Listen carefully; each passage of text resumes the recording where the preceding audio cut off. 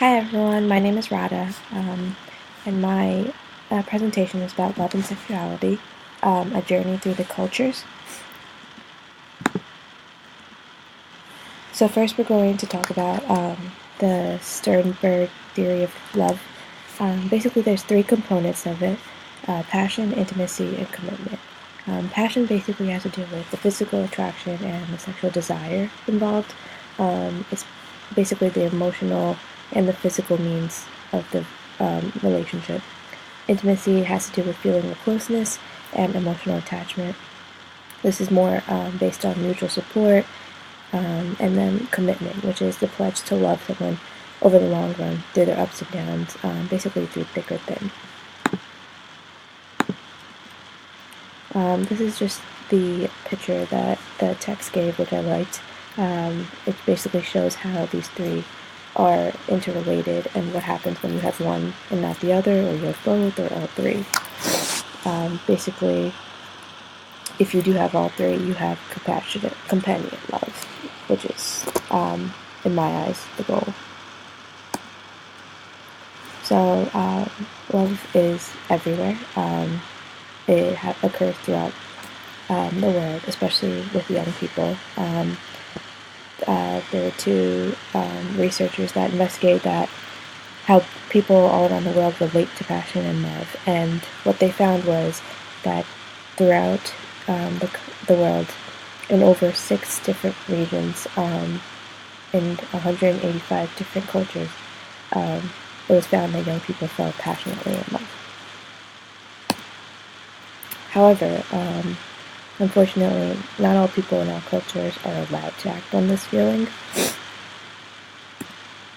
So, just a fact to throw in there. Did you know that 55% of marriages that occur in the world today are arranged? This is more than half of the marriages in the world.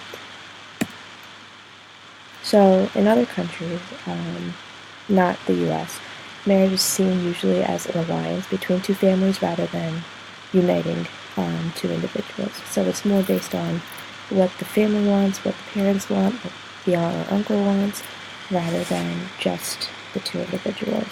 And sometimes this happens with consent and sometimes without. This is just a funny meme I found. For those of you who like How I Met Your Mother, it says How I Met Your Mother, and it says How I Met Her on Our Wedding, which is sometimes true.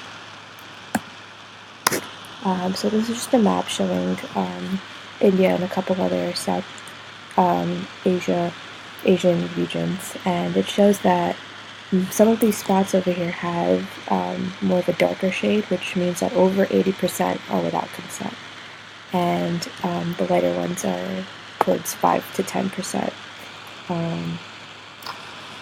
You can see mostly in North India this occurs, and then towards the south it's a little more lenient where there's more consent.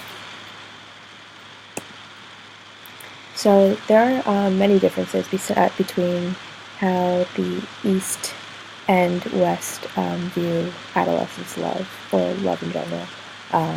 In the East, commitment is first and foremost, and then it's more so passion comes later, if it does. They don't believe in moving in before marriage. They don't believe spending time before marriage. However, in the West, intimacy is very important, and passion and commitment are a must. And usually they live together before marriage. It's more focused on the two individuals rather than the family. So, just facts to know about arranged marriages. There is a difference between arranged and forced. Forced means that the individuals have no control over who they marry. They don't pick it. It's on the day of. They're basically married. But up to 80% of the marriages in Afghanistan are forced. However, in parts of India, refusal is possible. So, not in all areas is it forced. The divorce rate in India, however, is 1.1%, which is a huge difference than what you find in the U.S. Usually the U.S., for every 3 couples that get divorced, only 1 in India get divorced. And also, 1 out of every 9 girls in the developing world are married by the time they're 15. That means that they're having kids at a younger age. That means, and also, not many survive the delivery if it is at that young age. So there are some pros and cons of an arranged marriage. And it's interesting to think about how the divorce rate is so low in these developing countries as opposed to the U.S. However, the future is changing. 40% of adolescent Indians say they would rather choose their own mates. Even though there's still 60%, this is a lot more advancement than it has been ever.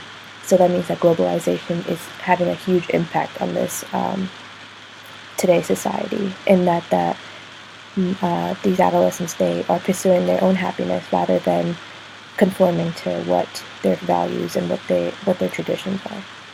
And the idea of semi-arranged marriage has also been more popular today, in which more people, their parents might choose an individual. However, the individual can have the option of refusing or consenting. And that's it.